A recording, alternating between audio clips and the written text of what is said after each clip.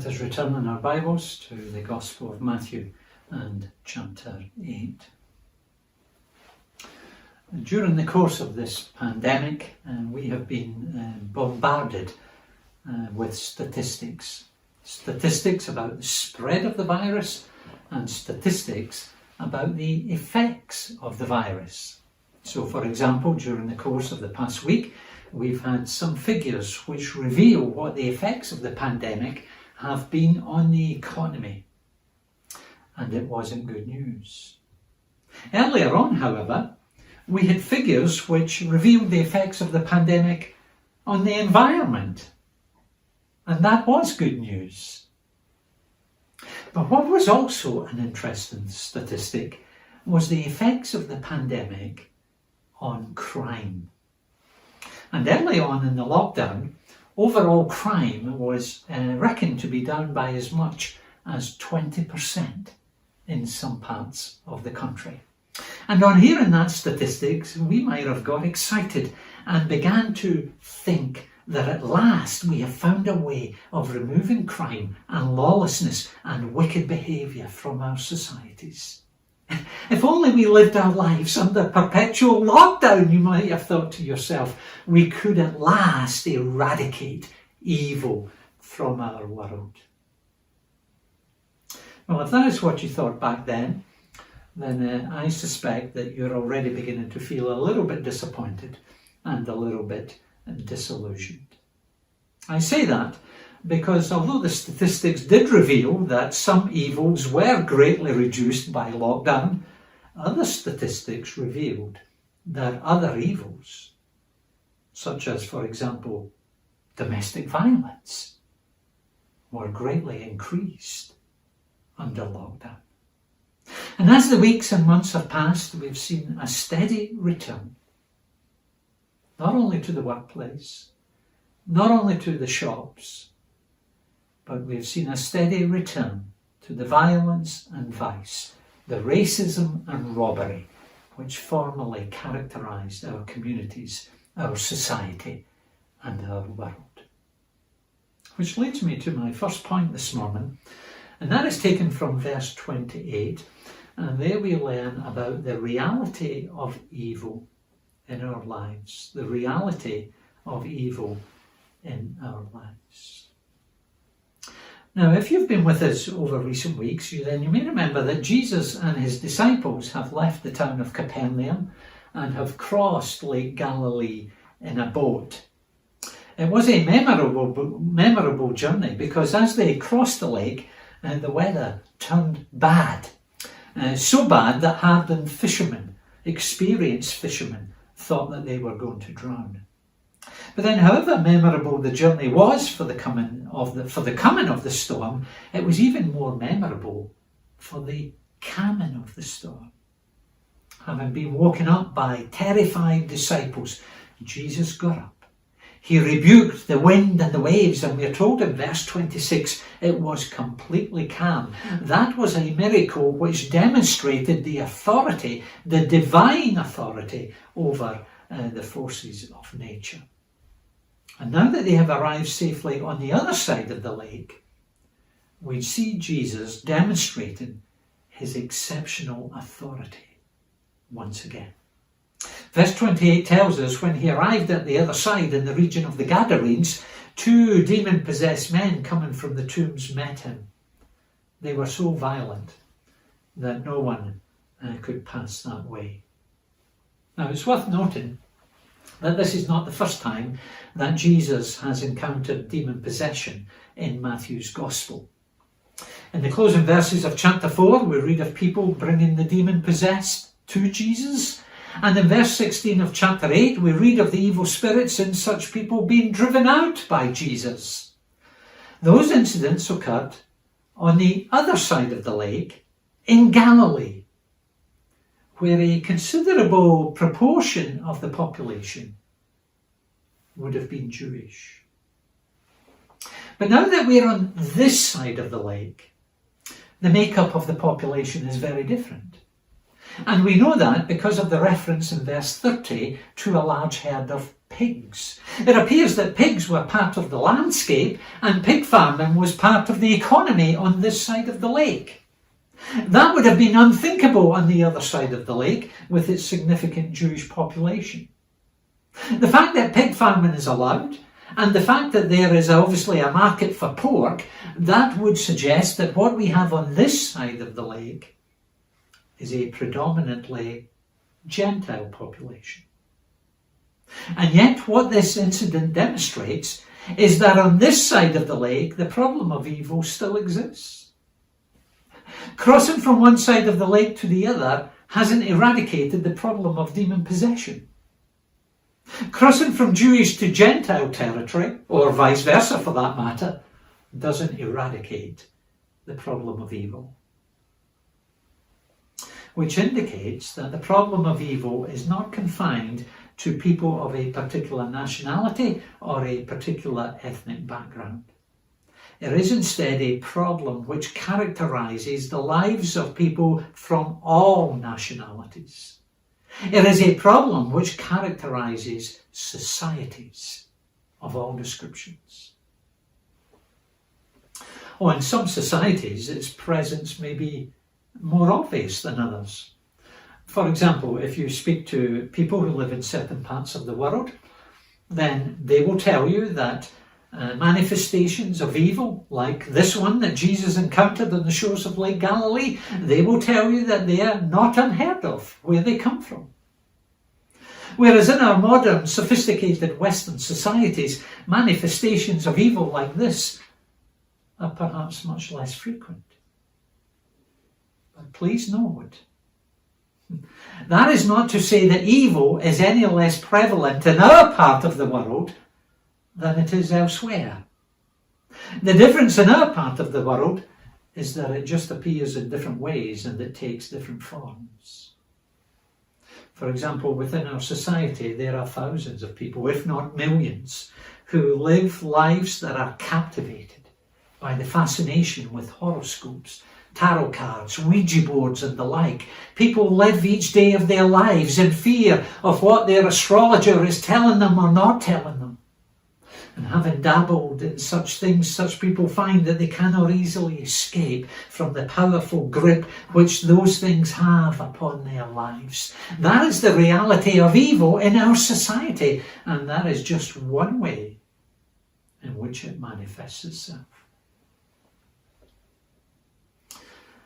As you read through the Bible, you very quickly come to see that there is such a thing as a real, a personal, and a powerful devil at work in this world.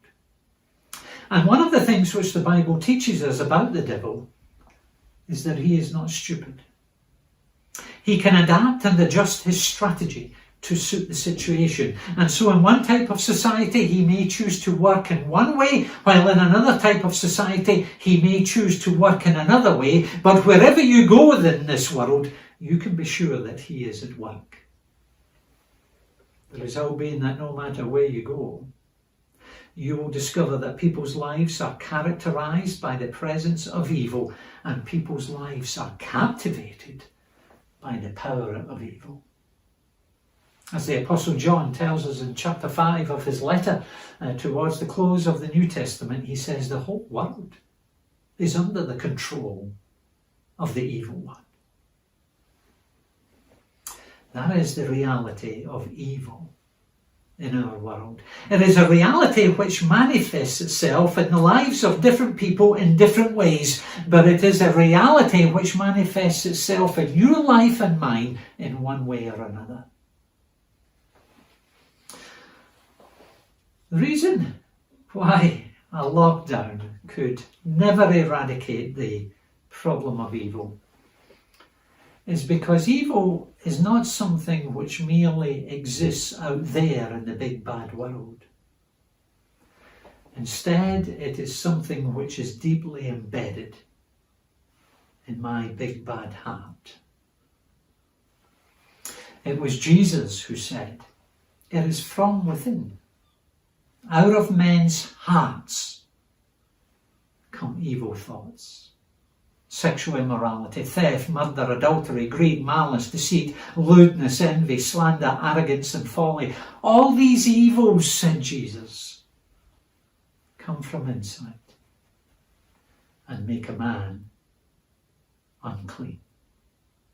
All those evils, says Jesus, arise from within us.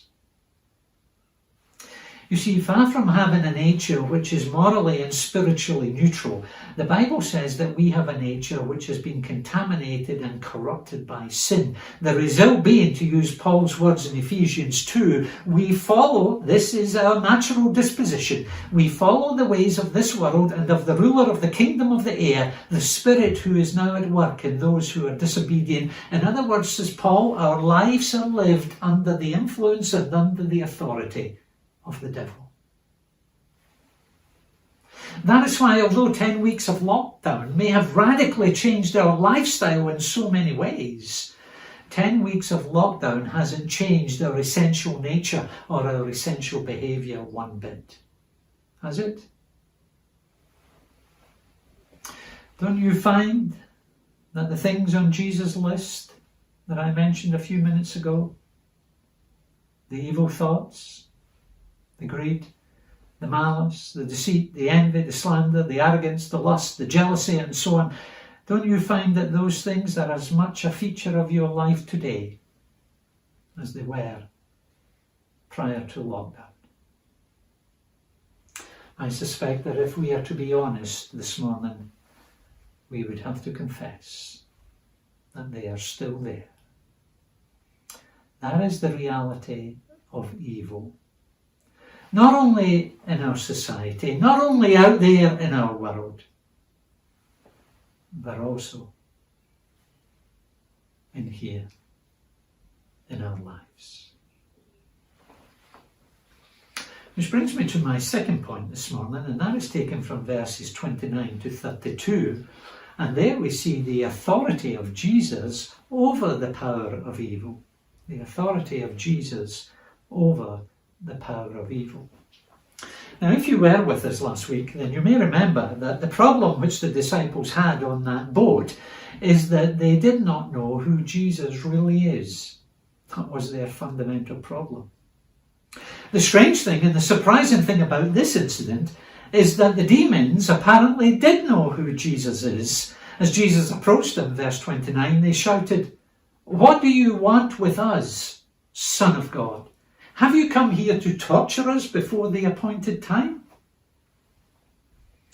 Speaking through the two men whose lives they occupy, these demons are expressing a supernatural awareness of who Jesus is and of their final destiny. They know he is the Son of God, and they know they are ultimately destined for judgment. But what they also know and what they also express is their awareness that this Jesus who has come into their midst, this Jesus has authority over them. And that is why they see his coming to their area as a threat, believing that he has the ability and the authority to punish them. And that is why they beg to be sent into the pigs, believing that he has the power and the authority to cast them out. If you drive us out, verse 31, send us into the herd of pigs.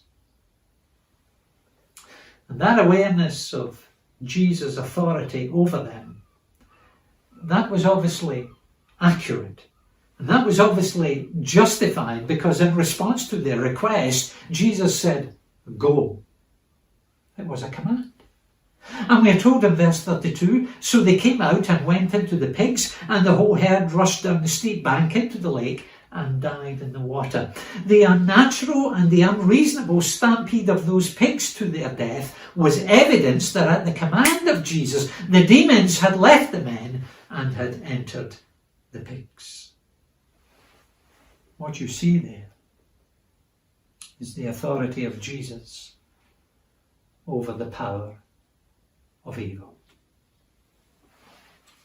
Oh, those demons, prior to this incident, those demons had sufficient authority to move in and take over the lives of those two men.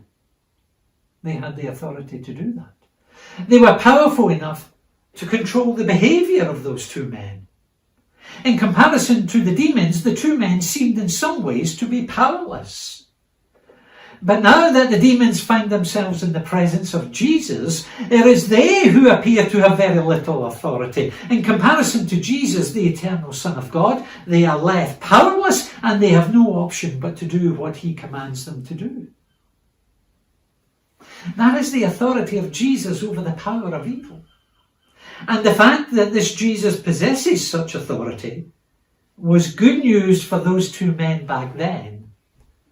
And it continues to be good news for us today.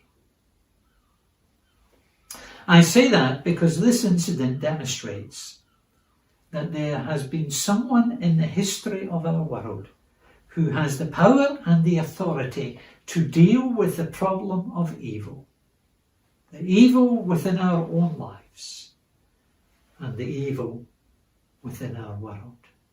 There has been someone who has the power and the authority to deal with that problem.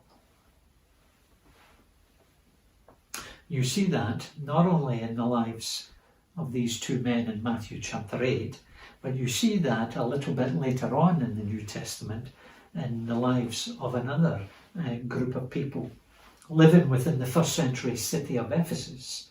And there were people whose lives had undergone a remarkable change. As I've already quoted from chapter 2 of Paul's letter to those people in Ephesus, there was a time when they were no different to anyone else, no different to the people around them. Like the rest of men and women, says Paul, they followed the ways of this world and the ways of the ruler of the kingdom of the air, the spirit who is now at work in those who are disobedient. In other words, says Paul to these people, there was a time when you lived your lives under the influence. You perhaps were unaware of it, but there was a time, says Paul, when you lived your lives under the influence and under the authority of the devil. But something remarkable happened to those people. Their entire lives underwent a radical change, so much so that later on in the letter, chapter 5, verse 8, Paul is able to say this to them. For you were once darkness, but now you are light in the Lord. Live as children of light. And throughout the second half of the letter, he explains the way in which that fundamental change in their lives ought to work itself out in practice. He's explaining the way in which that fundamental change in their lives ought to work itself out in their actions and their attitudes and their behaviour in the home, in the workplace and in the community. And by the end of the letter, chapter 6, he's able to tell them how they can even take their stand against the devil's schemes. Do you see the great transformation that has come about in these people? What is it that has brought about this remarkable transformation? A transformation from blindly and helplessly following the ways of the devil, as Paul said they once did, to being able to take a stand against the schemes of the devil. What is it that has brought about that change? Well, if you read chapter 2 of Paul's letter to them, chapter 2 of Paul's letter to the Ephesians, you will discover what brought about that change. And that was that by God's grace and through faith in Jesus Christ, those people had experienced the saving and transforming and liberating power of Christ. Like those two men in Matthew chapter 8, they had been liberated from living their lives under the influence and the authority of the devil, and now had the enormous privilege of living their lives under the authority of Jesus Christ. What a transformation. Does that sort of transformation appeal to you this morning? Do you ever long to know help in your battle against the forces of evil within your own life? Do you ever long to know help in dealing with those evils that Jesus said come from within us and express themselves in our sinful actions and attitudes? Do you ever long to know help in what appears to be your losing battle with those sort of things? If so, then the great news today is that this Jesus who demonstrated his authority over that manifestation of evil back there in Matthew chapter 8, this Jesus continues to have authority over evil today. And consequently, this Jesus can deal with the problem of evil in our lives. In his death upon the cross, this Jesus defeated and disarmed the powers of evil. And consequently, through trusting in this Jesus, you and I can know his liberating power, and you and I can know his enabling strength in our battle against the evil within our own lives. That is the authority of Jesus over the power of evil. But then thirdly and finally, we see in verses 33 and 34, we see our response to the authority of Jesus. Our response to the authority of Jesus.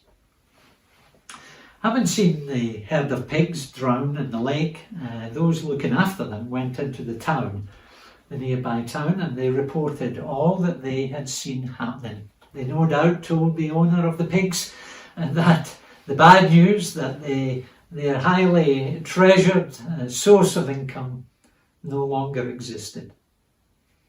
But according to verse 33, they also told people not only what had happened to the pigs, but they also told people what had happened to the two men. You see, from what we are told back in verse 28, it appears that these two men had quite a reputation in this locality. They were known for their demon possession. They were known for their violent behaviour, so much so that people avoided them altogether. But now they are hearing something different about those men. They're being told about the remarkable transformation that has taken place in their experience through their encounter with Jesus Christ. And as a result, verse 34, the whole town went out to meet Jesus. Can you picture it? The whole town making its way out to the locality where these two men have been living.